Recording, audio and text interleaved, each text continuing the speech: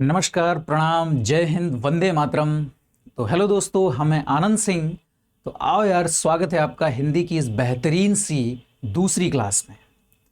हमने समास में अव्ययी भाव समास, समास की संपूर्ण परिभाषा और तत्पुरुष समास के विषय में संपूर्ण अध्ययन कर लिया था और द्वंद्व समास पर हम खड़े थे। तो चलिए यार, वहीं से हम उस चीज़ को दोबारा से शुरू करते हैं। ठीक है, चलिए। हम तीसरे वाले भेद पर थे जिसको हम द्वंद्व समास कहते हैं। द्वंद्व मतलब दो, ठीक है। इसको हम इस तरीके से भी लिखते हैं, द्वंद्व और समास, ठीक है। चलिए, द्वंद्व समास में हमें इस इंडिकेशन से याद रखना है कि द्वंद्व मतलब दो। तो ये ध्यान रखना है कि जब पूर्व पद और उत्तर पद दोनों ही पद प्रधान हों, वहां पर हमारा द्वंद्व समास हो जाता है, ठीक है। तो इसको ध्यान रखना है। इसकी डेफिनेशन हम जब लिखेंगे तो हम लिख देंगे, जब दोनों पद प्रधान हों, पूर्व पद भी और उत्तर पद भी, ठीक है। पूर्व पद भी और उत्तर पद भी, पूर्व पद प्लस उत्तर पद दोनों ही पद हमारे प्रधान होंगे, वहां पर हमें द्वंद्व समास करना है, ठीक है। जैसे हम इसकी उदाहरण ले लेते हैं,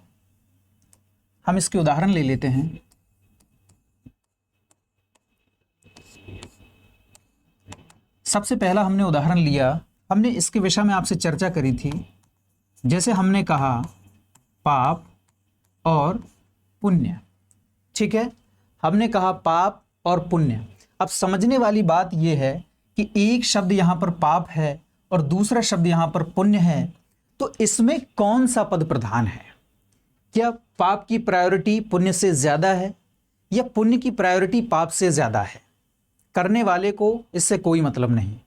जिसको पाप करना अच्छा लगता है वह पाप करता है, जिसको पुण्य करना अच्छा लगता है वो पुण्य करता है। कहने का तात्पर्य यह है कि हिंदी में दोनों ही शब्द अपने आप में संपूर्ण है, ठीक है। तो इसलिए यहां पर कौन सा समास हो जाता है? यहां पर हमारा द्वंद्व समास हो जाता है, ठीक है। अगला इसका एग्जाम्पल लेते हैं दूसरा। दूसरे में हमने कहा माता पिता, ठीक है। अब बताओ जरा, माता पिता में माता और पिता दोनों ही अपने आप में कैसे हैं? पूर्ण शब्द हैं और दोनों ही अपने आप में प्रधान शब्द हैं। और जब दोनों प्रधान शब्द हैं तो कौन सा हो जाएगा? तो द्वंद्व समास हमारा हो जाता है, ठीक है। इस बात का ख्याल रखना है। द्वंद्व समास की ये पहचान होती है कि इसमें बीच में डैश का साइन होता है या डैश का चिन्ह लगा होता है। इससे भी हम द्वंद्व समास की पहचान कर सकते हैं, ठीक है। जैसे अगला हमने उदाहरण लिखा, इसका तीसरा उदाहरण लिख लेते हैं हम। कुछ भी हमने कहा दाल और रोटी, दोनों अपने आप में पूर्ण शब्द है, ना कोई छोटा है और ना कोई बड़ा है, ठीक है। तो जहां पर दोनों पद प्रधान हो वहां पर हमें द्वंद्व समास करना होता है, और जहां पर पूर्व पद प्रधान होता है वहां पर अव्ययी भाव समास होता है, और जहां पर उत्तर पद प्रधान होता है वहां पर तत्पुरुष समास होता है, ठीक है। तो हमारे 3 समास कंप्लीट हो चुके हैं। इसके बाद अब हम जो रचना के आधार पर हमने 4 भेद पढ़े थे, तत्पुरुष, अव्ययी और द्वंद्व और बहुव्रीहि, ठीक। तो पहले बहुव्रीहि को खत्म करते हैं, इसके बाद हम तत्पुरुष के 2 अन्य बेटों की तरफ बढ़ेंगे जो कर्मधारय और द्विगु के नाम से जानते हैं हम जिन्हें, ठीक है। चलिए आगे चलते हैं। चौथा भेद लिया हमने, जिसको हम कहते हैं बहुव्रीहि समास, ठीक है। बहुव्रीहि समास। चलिए, अब बहुव्रीहि समास क्या है भाई? हमने बहुव्रीहि समास के विषय में आपको बताया था कि जिसमें न पूर्व पद प्रधान होगा और ना ही उत्तर पद प्रधान होगा। जिसमें ना पूर्व पद प्रधान होगा और ना ही उत्तर पद प्रधान होगा, तो वहां पर कौन सा समास करना है हमें? वहां पर हमें बहुव्रीहि समास करना होता है। एक और डेफिनेशन बताई थी हमने बहुव्रीहि समास की कि जिस पर कोई तीसरा पद प्रधान हो, क्योंकि जब शब्द लिखा जाएगा तो किसी ना किसी के बारे में तो अवश्य बताएगा। तो जब वो ना पूर्व पद प्रधान है ना उत्तर पद प्रधान है, तो कोई तीसरा पद प्रधान हो जाता है। परिभाषा हमने क्या लिखी थी इसकी? परिभाषा हम दोबारा से मेंशन करेंगे। चलिए, जब कोई पद प्रधान ना हो, कोई पद प्रधान ना हो, ठीक है, जब कोई पद प्रधान ना हो, या हम कह सकते हैं जहां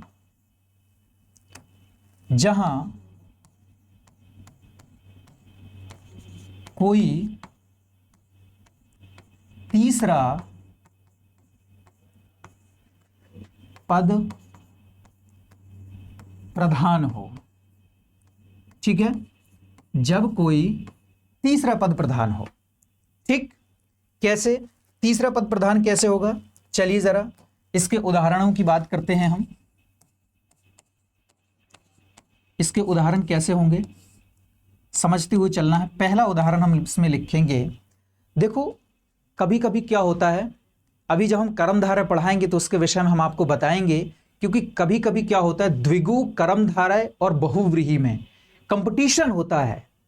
कंपटीशन का मतलब क्या है कि किस समास की प्रधानता है, या किस, जैसे हमने कोई शब्द लिखा, हमने लिखा कोई भी त्रिनेत्र शब्द लिखा, तो अभी जब हम द्विगु के विषय में पढ़ेंगे तो हम बात करेंगे कि जिसमें पूर्व पद संख्यावाची होता है वहां द्विगु समास होता है, लेकिन त्रिनेत्र में द्विगु समास क्यों नहीं है, उसके विषय में हम अगले, इसको खत्म करने के बाद जब हम कर्मधारय पढ़ेंगे, जब हम द्विगु पढ़ेंगे, वहां पर हम बात करते चलेंगे। ठीक है, तो इसका हमने उदाहरण लिखा। सबसे पहला हमने उदाहरण लिखा पीतांबर। क्या लिखा भाई हमने लिखा पीतांबर। ठीक है, हमने लिखा पीतांबर। अब पीतांबर क्या है भाई? जब हम इस समास का विग्रह करते हैं, तो समास का विग्रह करते हैं तो कैसे करते हैं भाई? इसका हम विग्रह करेंगे तो हम लिखेंगे पीत है जिसका अंबर। पीत का मतलब क्या होता है भाई? पीत का मतलब होता है पीला। पीत का मतलब क्या होता है भाई? पीला है जिसका, पीला है जिसका अंबर। अब ये अंबर का मतलब क्या होता है भाई? तो अंबर एक अनेकार्थी शब्द है। अनेकार्थी का मतलब होता है जिस शब्द के अनेक अर्थ हों वो हमारा अनेकार्थी शब्द हो जाता है। तो अंबर के कितने भाई अर्थ होते हैं तो हम जान लेंगे। अंबर को देखो, हम जरा कपड़ा भी कहते हैं भाई। अंबर का अर्थ कपड़ा भी होता है और अंबर का मतलब आकाश भी होता है। ठीक है, तो अंबर का मतलब कपड़ा भी होता है और अंबर का मतलब आकाश भी होता है। तो यहां पर सेंस किससे है? यहां पर मतलब हमें कपड़े से है। तो पीला है जिसका अंबर या पीला है जिसका वस्त्र, कपड़ा, वो कौन है? तो हमारी हिंदी व्याकरण में जो ये शब्द लिखा जाता है पीतांबर, वो विष्णु या फिर कृष्ण के लिए लिखा जाता है। तो इसका जो उत्तर होगा, जो इसका आंसर आएगा, वो क्या हो जाएगा? या तो हम कह देंगे कि भाई कृष्ण और या फिर विष्णु। ठीक, अर्थात कौन हो जाता भाई? ये पीला है जिसका अंबर अर्थात विष्णु या फिर कृष्ण हो जाता है। अब देखो जरा, इसमें एक तो पीत शब्द था, इसमें एक ये पीत शब्द है, ठीक है, और एक ये अंबर शब्द है। तो एक तो पूर्व पद हुआ और एक उत्तर पद हुआ, लेकिन ना पीले से मतलब है ना अंबर से मतलब है। मतलब किससे है? सेंस क्या निकल रहा है भाई हमारे इस शब्द सामासिक पद का? तो कृष्ण या विष्णु से। और इसी को हम बहुव्रीहि समास के नाम से जानते हैं कि जहां पर ना पूर्व पद प्रधान हो, ना जहां पर उत्तर पद प्रधान हो, कोई तीसरा पद प्रधान हो या किसी तीसरे की ओर इशारा किया जाए, वहां पर हमारा बहुव्रीहि समास हो जाता है। आशा करता हूं कि ये चीज़ें क्लियर हो रही होंगी दिमाग में, है ना। तो इन चीज़ों को समझते हुए चलना है, कोई चीज़ नहीं समझ में आती है तो पूछते हुए चलना है। चलिए इसका हम दूसरा उदाहरण लिखेंगे भाई।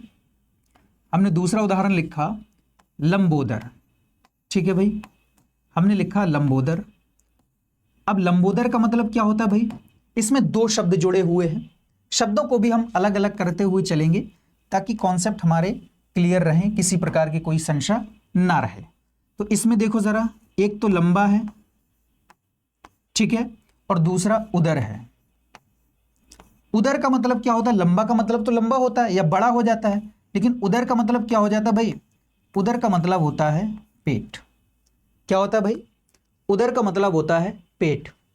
अब लंबोदर जब हम इसका विग्रह करते हैं तो विग्रह कैसे करते हैं भाई, हम करते हैं लंबा है उदर जिसका, लंबा है उदर जिसका, अर्थात इसको हम यहां पर लिखें क्योंकि वहां पर दूसरा लिखा हुआ है, तो समझ लेना इस चीज को।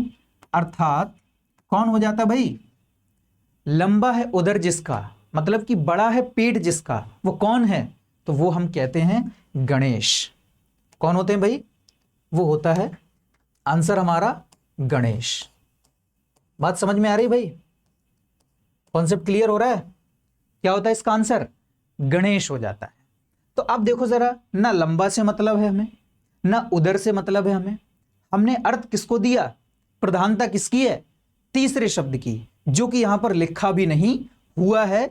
तो यही बहुव्रीहि समास की विशेषता होती है, ठीक है, कि ना इसमें पूर्व पद प्रधान है, ना इसमें उत्तर पद प्रधान है, प्रधानता किसी तीसरे की बताई जा रही है, या इस कह सकते हैं कि इस एक शब्द का हम प्रयोग किसी तीसरे के लिए कर देते हैं, यही हमारा बहुव्रीहि समास होता है।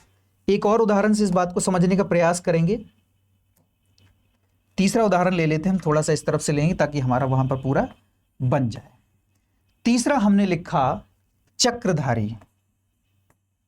क्या लिखा भाई हमने, चक्रधारी, ठीक है। अब ये चक्रधारी का मतलब क्या होता है भाई, इसमें भी दो शब्द हैं। दो शब्द कौन कौन से हैं भाई, एक तो है हमारा चक्र, क्या है भाई, एक तो है हमारा चक्र और दूसरा है धारी, ठीक। अब ये धारी का मतलब क्या होता है, तो इस धारी का मतलब भी हम लिख लेंगे धारण करने वाला, धारण करने वाला। अब ये धारण करने वाला का मतलब भी क्या होता है, जो लिए हुए है, जिसके पास कोई चीज है। जैसे मैं ये वस्त्र धारण किए हुए हूं, जैसे मैंने ये माइक धारण किया हुआ है, जैसे हमने ये घड़ी धारण की हुई है। तो धारण करने का मतलब क्या है, जिस चीज को हमने लिया हुआ है, ग्रहण किया हुआ है। तो चक्र का मतलब क्या होता है, चक्र जो सुदर्शन है। तो चक्र को धारण करने वाला कौन है, या चक्र किसके पास है, क्या मेरे पास है, क्या आपके पास है, नहीं, क्या किसी और के पास है, नहीं, किसी एक विशेष व्यक्ति के पास है, जिसको हम कृष्ण या विष्णु के नाम से जानते हैं। कॉन्सेप्ट क्लियर है, ठीक है। तो चक्रधारी का हम जब विग्रह करते हैं तो भाई विग्रह इसका क्या हो जाता है हमारा, जब हम इसका विग्रह करते हैं तो कैसे करते हैं भाई, चक्र को धारण किए है जो, किए है जो, अर्थात कौन हो जाता भाई, कौन हो जाता भाई, या तो विष्णु या फिर कृष्ण, दोनों को कह सकते हैं हम, ठीक है, विष्णु या तो कृष्ण को भी कह सकते हैं, क्योंकि भाई विष्णु के पास भी चक्र है और कृष्ण के पास भी चक्र है, तो दोनों चक्रधारी हैं क्योंकि चक्र को धारण किया हुआ है उन्होंने, ठीक है। तो इसका मतलब समझ में आया, एक ही शब्द था हमारा चक्र और दूसरा था धारी, हमें इन दोनों से कोई मतलब नहीं, लेकिन जब ये दोनों साथ जुड़े तो चक्रधारी का मतलब किसी तीसरा व्यक्ति से हो जाता है। जैसे ये लंबा एक शब्द था और उदर एक शब्द था, अकेले अकेले इनका कोई महत्व नहीं था, अकेले इसका मतलब था पेट से, अकेले इसका मतलब था विशेषण से या लंबा से। लेकिन जब दोनों को जो आपस में जोड़ दिया गया तो फिर किसी तीसरे व्यक्ति की ओर इशारा करने लगा। अगला लिखा है, एक पीत लिखा है और एक अंबर लिखा है। लेकिन पीत अगर अलग है तो उसका मतलब केवल पीला है, अंबर अगर अलग है तो उसका मतलब केवल वस्त्र से है, कपड़े से है। लेकिन जब दोनों शब्द आपस में मिल गए तो फिर किसी तीसरे की ओर इशारा करने लगे। यही हमारा क्या होता है भाई, बहुव्रीहि समास हो जाता है। ठीक है, चलिए आगे बढ़ते हैं। अब हम बात करते हैं तत्पुरुष समास के। जो तत्पुरुष समास हमने पढ़ा था दूसरे नंबर पर, तत्पुरुष समास जो हमने दूसरे नंबर पर पढ़ा था, इसके विषय में थोड़ा सा समझेंगे। हमने बताया था इसका क्या होता है भाई, इसका उत्तर पद प्रधान होता है। मतलब कि जो दूसरे नंबर पर जो पद होता है वो इसका पद प्रधान होता है। तो अब ये समझो जरा, हमने इसके दो बेटों की बात करी थी और कल हमने इसको बहुत शालीनता से, बहुत शांति से समझाने का प्रयास किया था। क्या समझाया था कि कोई भी चीज़, मान लो कोई कंपनी हमने खड़ी करी, कंपनी को हमने कोई खड़ा किया, इसके बाद उस कंपनी की 2 ब्रांचेस हो गई। तो इसका मतलब क्या है कि जो कंपनी के जो बेसिक रूल्स थे, कंपनी के जो बेसिक एटिकेट्स थे, क्या वो बदल दिए जाएंगे? तो जवाब आता है नहीं। कंपनी की जो बेसिक या मूल या रूट पॉलिसी होती है, we can not change that policy. इस बात को दिमाग में रखना है। उसी तरीके से हमने बताया कि तत्पुरुष समास के 2 बेटे, बेटों से मतलब इसके 2 भेद कौन कौन से। पहले पर आता है द्विगु समास। क्या आता है भाई? पहले पर आता है द्विगु समास। ठीक। दूसरे पर आता है, दूसरे पर क्या आता है भाई? कर्मधारय समास। क्या आता है भाई? कर्मधारय समास। ठीक। ये इसके 2 बेटे हैं, या हम कह सकते हैं कि ये इसके 2 भेद हैं। ठीक। तो क्या अब ये बताओ जरा, ये मेन कंपनी है, तो क्या बताओ जरा, इनकी जो बेसिक ये रूट पॉलिसीज हैं, क्या हम चेंज कर सकते हैं? तो जवाब आता है कि नहीं सर, जो उसकी पॉलिसीज थी वही इनकी भी पॉलिसीज थी। लेकिन क्या चेंज होगा? कुछ तो चेंज होगा। अगर कुछ चेंज नहीं होता तो फिर क्या आवश्यकता थी भाई कंपनी से 2 ब्रांचेस अलग करने की? कोई जरूरत थी? नहीं थी। तो ऐसे ही मूल तो ये है, और उसका जो बेसिक पॉलिसीज हैं, जैसे बेसिक इसकी पॉलिसी क्या है कि उत्तर पद प्रधान। क्या है भाई? उत्तर पद प्रधान। तो ये इसकी मूल पॉलिसी है, रूट पॉलिसी है ना, मूल जड़ है, इसको चेंज नहीं करेंगे। तो इसका मतलब क्या हो जाएगा कि इनमें भी क्या हो जाएगा? उत्तर पद प्रधान हो जाएगा, और इसमें भी क्या हो जाएगा भाई? उत्तर पद प्रधान हो जाएंगे। ठीक। लेकिन कुछ तो बदलेगा, है ना? कुछ तो बदलता है भाई। कंपनी से 2 ब्रांचेस अलग अलग हुई हैं, तो कोई हो सकता है किसी दूसरे सेक्टर में बढ़ रही हो आगे, कोई अलग सेक्टर में आगे बढ़ रही हो। अब जैसे टाटा कंपनी है भाई, है ना, बड़ा नाम सुना है, बड़ा नाम है टाटा का। अब टाटा कहाँ से शुरू हुई थी, लेकिन टाटा की आज कितनी बहुत सारी ब्रांचेस हैं। अब वो बहुत सारी ब्रांचेस खोलने का मतलब क्या है कि उसको अपना व्यापार बढ़ाना है। तो जिस तरीके से मान लो कोई टाटा नाम उसका लगा है टाटा, लेकिन इनमें कुछ अलग चीजें होती हैं, कुछ अलग बिजनेस होता है, कुछ अलग व्यापार होता है, कुछ अलग चीजें होती हैं। उसी तरीके से इनके भी कुछ नियम अलग हो जाते हैं। बस उन्हीं पर हमें बात करनी है। ठीक है, बढ़ेंगे हम आगे, बात करेंगे। पहले हम अब 5वां इसको भेद कर लेना है। ठीक। पहला अव्ययी कर लिया, दूसरा तत्पुरुष कर लिया, तीसरा द्वंद्व कर लिया, और चौथा बहुव्रीहि कर लिया। हमने ये रचना के आधार पर हमने 4 कंप्लीट कर लिए हैं। अब 2 बचते हैं तत्पुरुष के, जो बनावट के आधार पर हमें 5वां समझना है। ठीक है, कौन सा है भाई हमारा? पहले हमें बात करनी है द्विगु समास की। ठीक। समास का अर्थ हमने समझा दिया था। द्विगु समास का अर्थ होता है संक्षेप करना, और विग्रह का मतलब होता है अलग अलग कर देना, तोड़ देना शब्द को।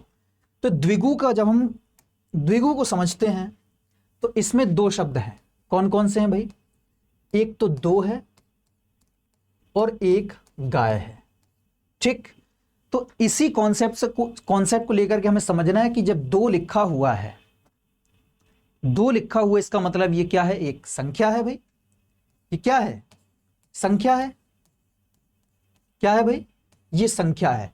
तो इससे हमें संख्या को पकड़ लेना है। तो इसमें जो बदलाव होगा वो क्या होगा भाई? हम कह सकते हैं कि जब संख्या हो, अब जब संख्या कब हो भाई? तो संख्या हो कहां पर? पूर्व पद के साथ। किसके साथ में भाई? पूर्व पद के साथ में संख्या हो। और दूसरी चीज समूह। ये इंपॉर्टेंट है।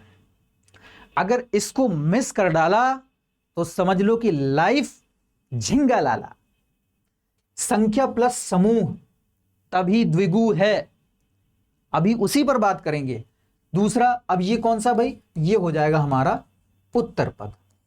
ठीक, अब हम उदाहरण की बात करते हैं। जैसे हमने कहा, हमने यहां पर उदाहरण लिख रहे हैं। ठीक, समझते हुए चलना इस बात को। हमने लिखा त्रिनेत्र। त्रिनेत्र लिखा, इसमें दो हैं। दो शब्द क्या क्या है भाई? एक तो त्रि है और दूसरा नेत्र है। त्रि का मतलब क्या होता है भाई? तो त्रि का मतलब क्या होता है भाई? त्रि का मतलब होता है तीन, और नेत्र का मतलब होता है आंख। नेत्र का मतलब क्या होता है भाई? नेत्र का मतलब होता है आंख। ठीक, अब बताओ जरा, यहां पर हमें पता चला कि संख्या तो चाहिए है लेकिन समूह भी चाहिए। इस चीज में स्टार लगा लेना है कि संख्या के साथ साथ हमें इसमें समूह अवश्य चाहिए। अगर संख्या के साथ में अगर विग्रह में समूह नहीं दिया गया है तो वो फिर तो हमारा द्विगु समास के अंतर्गत तो नहीं आएगा। जहां जाए फिर उसकी हमारी कोई गारंटी नहीं है। ठीक, क्या है भाई? अब हम इसका अगर हम विग्रह करते हैं तो विग्रह क्या होता है भाई? इसके दो विग्रह करेंगे हम, अभी यही समझेंगे इस चीज को। तीन हैं नेत्र जिसके, तीन है नेत्र जिसके, अर्थात अब समझना, इस विग्रह को समझना। हम पूरा कॉन्सेप्ट डिपेंड करेगा विग्रह पर। तीन है नेत्र जिसके अर्थात कौन हो जाता भाई? भाई त्रिनेत्र किसके हैं? तीन नेत्र किसके पास हैं? क्या मेरे पास तीन नेत्र हैं? अरे नहीं यार, तीन नेत्र किसके पास हैं? भगवान शिव के पास। किसके पास है भाई? भगवान शिव के पास। तो जब हमने क्या बताया था कि जब ना पूर्व पद प्रधान हो ना उत्तर पद प्रधान हो, कोई तीसरा पद प्रधान हो तो कौन सा होता है भाई? बहुव्रीहि समास होता है। ठीक, तो ये जो हमने विग्रह किया है ये किस में जाएगा? बहुव्रीहि समास में जाएगा। लेकिन मैं इसका एक और विग्रह अगर करूं, हमने कहा तीन नेत्रों का समूह। तीन नेत्रों का समूह। अब देखो जरा, इस द्विगु समास की विशेषता क्या थी भाई? कि संख्या तो इसको चाहिए, दूसरा समूह भी चाहिए। और देखो जरा, यहां पर संख्या तो हमें मिली ही मिली और समूह भी मिल गया। बस कॉन्सेप्ट क्लियर हो गया। संख्या के साथ में समूह मिला, इसका मतलब द्विगु समास हो जाता है। ठीक, लेकिन कभी अगर आपको ऐसा मिले कि केवल पूछा जाए कि त्रिनेत्र शब्द में कौन सा समास है, और ऑप्शन पर लिखा हुआ है बहुव्रीहि भी लिखा हुआ है और द्विगु भी लिखा हुआ है, कर्मधारय भी लिखा हुआ है, अव्ययी भी लिखा हुआ है, तो अव्ययी और कर्मधारय तो आप वैसे भी हटा दोगे। ठीक, अब जंग कहां पर चलेगी कि द्विगु है कि भाई बहुव्रीहि है, द्विगु है कि बहुव्रीहि है। तो बस ध्यान रखना है कि जब भी हम कोई बात ऐसी बोलें जो बॉडी पार्ट से रिलेटेड हो, इसको स्टार लगा करके लिख लेने हैं। बॉडी पार्ट से कोई शब्द रिलेटेड हो या किसी शब्द में बॉडी पार्ट्स का उल्लेख हो तो वो हम करेंगे किसमें, बहुव्रीहि समास में करेंगे। ठीक, किसमें करेंगे भाई, बहुव्रीहि समास में करेंगे। ये तो ऐसा बहुत रेयर होता है, ऐसा होता नहीं है, लेकिन बस इस चीज को ध्यान रखते हुए चलना है। हालांकि 11वीं 12वीं और 9वीं 10वीं में तो इतना सोचना नहीं पड़ता है कि ये कंपटीशन लेवल की चीज है ना, जो कि हमें समझते हुए चलनी है उस चीज को। ठीक है, अगला हम इसका उदाहरण के ये तो तुम्हारा अगर विग्रह इस तरीके से होगा तो हम बहुव्रीहि ही करना है, लेकिन अगर विग्रह इस तरीके से दिया होगा तो फिर हमें इस त्रिनेत्र को भी किससे करना है, हमें द्विगु में कर देना है। ठीक है, अब क्योंकि हम द्विगु पढ़ रहे हैं तो इसके हम अगले दूसरे उदाहरण भी ले लेते हैं। ठीक है, चलिए दूसरा इसका उदाहरण ले लेते हैं। दूसरा इसका उदाहरण ले लेते हैं, जैसे हमने लिखा पंचवटी। क्या लिखा भाई हमने लिखा पंचवटी। अब पंचवटी में देखो जरा दो शब्द हैं, कौन कौन से सर, एक तो देखो जरा पंच और दूसरा वटी। पंच का मतलब क्या होता है भाई, पंच का मतलब सर 5 होता है, और वटी का मतलब क्या होता है भाई, सर वटी का मतलब वृक्ष होते हैं। तो 5 वृक्ष, बॉडी पार्ट से भी कोई संबंध नहीं है, तो पंचवटी तो जहां आ जाएगा आंख बंद करनी है और टटोलना है कि अरे भैया द्विगु कहां पर है, अच्छा जी ये द्विगु पे, आंख बंद करके द्विगु पे लगा देना। विग्रह करेंगे इसका हम तो कैसे करेंगे भाई, 5 वृक्षों का समूह। ठीक, 5 वृक्षों का समूह। देखो जरा संख्या भी मिल गई, देखो जरा समूह भी मिल गया। तो संख्या और समूह तो कौन सा समास भाई, द्विगु समास हमारा हो जाता है। बात समझ में आ रही है। ठीक, एक और इसका एग्जाम्पल हम लिखेंगे, इसके बाद हम अगले भेद पर चलेंगे। बस कॉन्सेप्ट को समझते हुए चलना है, फिर हम बाकी तो हम सब प्रैक्टिस सेशन में सब कुछ कर लेंगे। ठीक है, अगला हमने एक लिखा दोपहर। क्या लिखा भाई हमने, दोपहर लिखा हमने। इसमें क्या है भाई, इसमें भी 2 शब्द हैं। क्या है, एक तो दो है और दूसरा पहर है, दूसरा पहर है। तो इसमें ये कौन सा पद है भाई, ये पूर्व पद है, ये कौन सा है, ये उत्तर पद है। पहर का मतलब समय से होता है, पहर का मतलब समय से होता है, या दिन के जो पहर होते हैं ना, एक सुबह की पहर होती है, एक दूसरी पहर होती है जिसको हम दोपहर कहते हैं, और एक तीसरी पहर होती है। तो दोपहर हम कहते हैं जब तीसरी पहर और पहली पहर के बीच का जो समय होता है, कि जहां पर 2 पहरों का समूह होता है, वहां पर हमें द्विगु समास लगाना होता है। तो यदि हम इसका विग्रह करेंगे तो क्या कहेंगे भाई, 2 पहरों का समूह। अब देखो जरा, यहां पर संख्या भी मिल गई और यहां पर समूह भी मिल गया। तो जब संख्या और समूह दोनों एक साथ मिल गए तो कौन सा समास करना है हमें भाई, द्विगु समास कर देना है। बात समझ में आ रही है। चलिए बहुत बढ़िया। देखो बात जब तक समझ में ना आए तब तक मजा नहीं आता है कि नहीं। चलिए एक आध इसकी हम एग्जाम्पल होमवर्क के लिए आपको दिए दे रहे हैं, ये हमें बताने हैं आपको। ठीक है, बताइए जरा चौराहा। ये आपको कमेंट सेक्शन में इसका जवाब देना है कि चौराहा में कौन सा पूर्व पद है, कौन सा उत्तर पद है, इसका समास विग्रह क्या होता है, क्यों इसमें द्विगु समास होगा। इन सब का जवाब आपको कमेंट सेक्शन में देना है। ठीक है, चलते हैं हम अब अगले अपने कर्मधारय की तरफ, और इस कर्मधारय के साथ इस क्लास को खत्म करते हैं।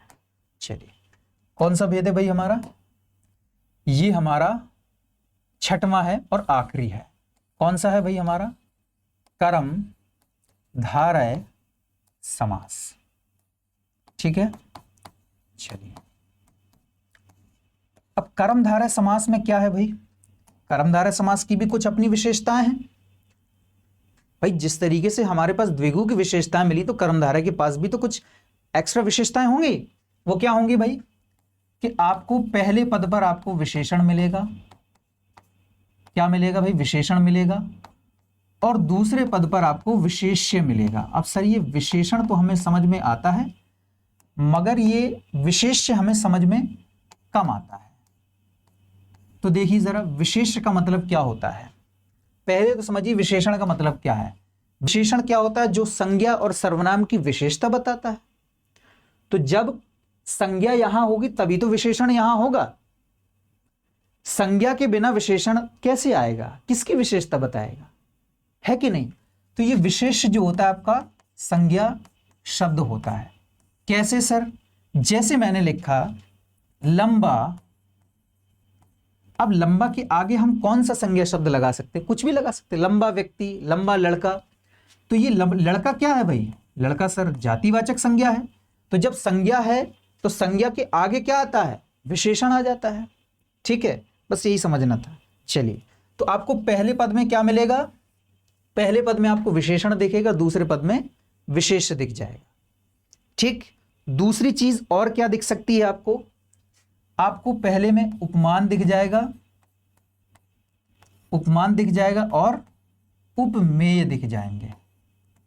अब सर ये उपमान और उपमेय क्या होते हैं भाई?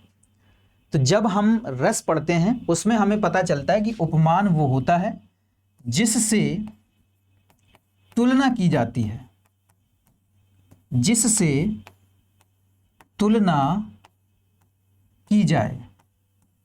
ठीक है, तो फिर सर ये उपमान उपमेय क्या है? जिसकी तुलना की जाए, जिसकी तुलना की जाए, जिसकी तुलना की जाए। अब ये सर कैसे क्लियर होगा कि किससे तुलना की जाए? तो देखो जरा, समझने का बहुत बेसिक सा उदाहरण हम बताएंगे आपको कि उपमान और उपमेय में कैसे हम फर्क समझ सकते हैं, और इससे आपको शायद दोबारा कभी इनमें कंफ्यूजन नहीं होगी। तो जो उपमान होते हैं, जैसे हमने एक शब्द लिखा चंद्र सा मुख, बहुत सटीक उदाहरण है ये, चंद्र सा मुख। अब ये बात बताओ जरा, इसमें मुख की तुलना चंद्रमा से की जा रही है या चंद्रमा की तुलना मुख से की जा रही है? इसका मतलब है चंद्रमा के जैसा मुख। तो बताओ जरा, मुख की तुलना मैं चंद्रमा से करूंगा कि चंद्रमा की तुलना अपने मुख से करूंगा? तो जवाब आता है कि अरे सर, चेहरे की तुलना हम चंद्रमा से करते हैं, चंद्रमा की तुलना थोड़ा ना करेंगे चेहरे से। किसी की महबूबा कितनी खूबसूरत क्यों ना हो, तो हम उदाहरण देते हैं ना, अरे चंद्रमा जैसा चेहरा है यार तुम्हारा, देखकर मन खुश हो जाता है, क्या खूबसूरती है, चांद जैसी खूबसूरती है आपके चेहरे। तो इसका मतलब क्या हुआ कि हम मुख की तुलना चंद्रमा से करते हैं भाई। तो जब अब वही तो हमें चाहिए जिससे तुलना की जाए, तो इसी से तो तुलना कर रहे हैं हम। तो जिसकी तुलना की जाए, मुख की हम तुलना कर रहे हैं। तो ये तुम्हारा क्या है? ये हमारा उपमान है। अब ध्यान कैसे रखना है? तो इसको हम पूरा लिखते हैं, क्या लिखते हैं भाई?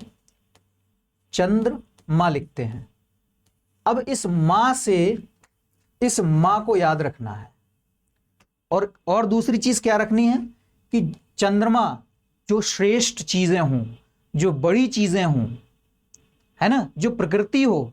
जैसे एक जवाब आता है कभी कभी कि चरण कमल। अब बताओ जरा, क्या चरणों की तुलना कमल से होगी कि कमल की तुलना चरणों से होगी?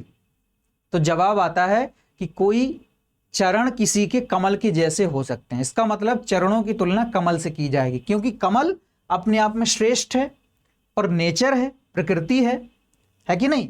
तो यहां पर ये क्या हो जाएगा भाई? ये हो जाएगा हमारा उपमान और ये हो जाएगा हमारा उपमेय। ठीक है, इन चीजों को ध्यान रखना है। बात समझ में आ रही है? कॉन्सेप्ट क्लियर हो रहे हैं? चलिए जरा अब इसके हम उदाहरणों की बात कर लेते हैं। तो पहला उदाहरण लिखेंगे हमने लिखा महापुरुष। देखो जरा, दो शब्द हैं इसमें, एक महा है और दूसरा पुरुष है। अब महा का मतलब क्या होता है भाई? महान। महान का मतलब क्या होता है भाई? बड़ा, श्रेष्ठ। होता है कि नहीं होता भाई? बड़ा या फिर श्रेष्ठ होता है। अब जब बड़ा है कोई श्रेष्ठ है, हमने कहा बड़ा आदमी, आदमी अपने आप में संज्ञा शब्द है, उसके आगे आ गया बड़ा, तो बड़ा क्या हो गया भाई? बड़ा तुम्हारा विशेषण हो गया। तो देखो जरा, पूर्व पद पे हमें क्या चाहिए था? विशेषण, हमें विशेषण मिल गया। उत्तर पद पे हमें क्या चाहिए था? विशेष यानी कि संज्ञा, तो हमें ये विशेष मिल गया, संज्ञा शब्द मिल गया। बात समझ में आ रही है? तो हमारा ये कौन सा समास हो जाता है भाई? कर्मधारय समास हो जाता है। विग्रह करते हैं तो विग्रह करने पर हमें ध्यान रखना है कि विग्रह करने पर हमें कुछ चीजें मिलती हैं, जैसे कि है जो, ये मिलेंगे हमें, है जो, या फिर के समान, के समान, है ना, या कभी कभी हमें ये रूपी शब्द भी देखने को मिल जाते हैं। तो ये इसकी पहचान है। क्या है भाई? कर्मधारय समास को अगर हमें विग्रह से पहचानना है तो हम इनके जरिए पहचानेंगे। ठीक है, चलिए इसका विग्रह करेंगे तो क्या आएगा भाई? महान है जो पुरुष, महान है जो पुरुष। ठीक, ये इसका विग्रह है। ठीक, ये हो गया हमारा कर्मधारय समास हो जाता है। ठीक है, अगला हमने इसका उदाहरण लिखा, मैंने लिखा पुरुषोत्तम। पुरुषोत्तम, अगर हमने इसका विग्रह किया, देखो इसमें दो शब्द हैं। देखो विशेषण विशेष, ऐसा नहीं कि केवल पहले ही पूर्व पद में ही विशेषण आएगा और उत्तर पद में ही संज्ञा या विशेष आएगा, नहीं, पीछे भी विशेषण आ सकता है और आगे विशेष आ सकता है। जैसे देखो जरा, इसमें एक शब्द है पुरुष और एक शब्द है उत्तम। ठीक, इनमें संधि हुई, गुण संधि होती इसमें। ठीक है, तो इसमें ओ बन गया, तो यहां पर ये संज्ञा शब्द या विशेष है, और ये अपने आप में, उत्तम का मतलब क्या होता है? श्रेष्ठ, बड़ा, है कि नहीं? तो ये विशेष है, विशेषण है। जब हम इसका विग्रह करते हैं तो क्या करते हैं भाई? जब हम इसका विग्रह करते हैं तो क्या करते हैं भाई? पुरुषों में है जो उत्तम। अब पुरुषों में है जो उत्तम क्या हो जाता भाई? पुरुषों में है जो उत्तम, पुरुषोत्तम हो जाता है। समझना क्या है, दिक्कत कहां आती है कि पुरुषोत्तम किसी व्यक्ति को भी हम कहते हैं, कि जैसे मर्यादा पुरुषोत्तम भगवान श्री राम, तो इसका मतलब क्या है ना, पुरुष से मतलब है ना, उत्तम से मतलब है, अर्थ किसी तीसरे का मिल रहा है। किसका मिल रहा है? भगवान श्री राम का मिल रहा है। तो इसका एक विग्रह इस तरीके से भी होता है कि पुरुषों में है जो उत्तम, क्या है भाई? पुरुषों में है जो उत्तम। ठीक, अब पुरुष, अरे माफ करिएगा, पुरुषों में है जो उत्तम, अर्थात कौन है भाई? राम। ठीक, अब ये किसी तीसरे की ओर इशारा कर रहा है और वो राम है। तो यहां पर कौन सा समास हो जाएगा भाई हमारा? तो फिर हमारा यहां पर बहुव्रीहि समास हो जाता है। कौन सा समास हो जाता है भाई? फिर अब हमारे यहां पर बहुव्रीहि समास हो जाता है। कॉन्सेप्ट क्लियर है? बात साफ है? तो ये विग्रह पर डिपेंड करेगा, और बाकी अगर केवल पुरुषोत्तम शब्द दे दिया जाएगा तो हमें ध्यान रखना है कि पुरुषोत्तम कोई बॉडी पार्ट से रिलेटेड इसमें कुछ भी नहीं है। ठीक है, तो इसमें हमें कर्मधारय समास ही करना है। ठीक, अगला एक और उदाहरण लेंगे, 3 उदाहरणों से हम बात को खत्म करेंगे। तीसरा हमने इसका उदाहरण लिया नील कमल। एक और हम इसका लिख देते हैं, ये होमवर्क के लिए है, चंद्रमुख, क्योंकि उपमान और उपमेय भी तो क्लियर हो जाए। नील कमल में 2 शब्द हैं, एक तो है हमारा नील और दूसरा है हमारा कमल। ठीक, एक नील है और दूसरा कमल है। अब नील का मतलब क्या होता है भाई? तो नील का मतलब होता है नीला। अब कमल अपने आप में क्या है भाई? संज्ञा शब्द है कि नहीं? संज्ञा शब्द है। तो अब संज्ञा शब्द के आगे क्या आता है भाई? विशेषण आता है। तो हमें क्या चाहिए? विशेषण और विशेष चाहिए। वो हमें यहां पर मिल गए। जब हम इसका विग्रह करते हैं तो भाई विग्रह कैसे करते हैं? हम विग्रह कैसे करते हैं? नीला है जो कमल, नीला है जो कमल। क्या मिल गया हमें? है जो, विशेषण मिल गया, विशेष्य मिल गया। कौन सा समास हो गया? कर्मधारय समास।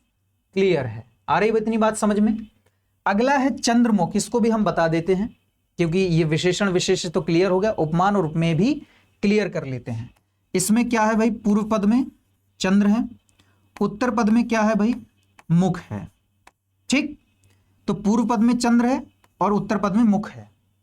अभी हमने क्या बताया था? तुलना किससे किसकी होगी? तो उपमेय की तुलना उपमान से होगी। तो ये अपने आप में क्या है भाई? चंद्रमा, उपमान। और ये अपने आप में क्या है भाई? उपमेय। कॉन्सेप्ट क्लियर है? मजा आ रहा है? तो ये उपमान है और ये उपमेय है। इसका जब हम विग्रह करते हैं तो क्या हो जाता भाई? क्या हो जाता भाई? चंद्रमा के समान, चंद्रमा के समान मुख। अब देखो जरा, हमने आपको बताया था जिसमें है जो मिल जाए, के समान मिल जाए। बताया था कि नहीं बताया था भाई? याद है कि भूल गए? पता नहीं सर, भूल गए हम तो। ये देखो जरा, देखो जरा, है जो, के समान या रूपी मिल जाए तो वहां पर हमारा कौन सा समास हो जाता है? कर्मधारय समास हो जाता है। तो ये हमारा हुआ समास का पूरा अध्याय। ठीक है, पसंद आया हो तो स्माइल कर देना बस। ठीक है, चलो मिलते हैं अगली किसी वीडियो, तब तक बने रहिए, देखते रहिए। धन्यवाद।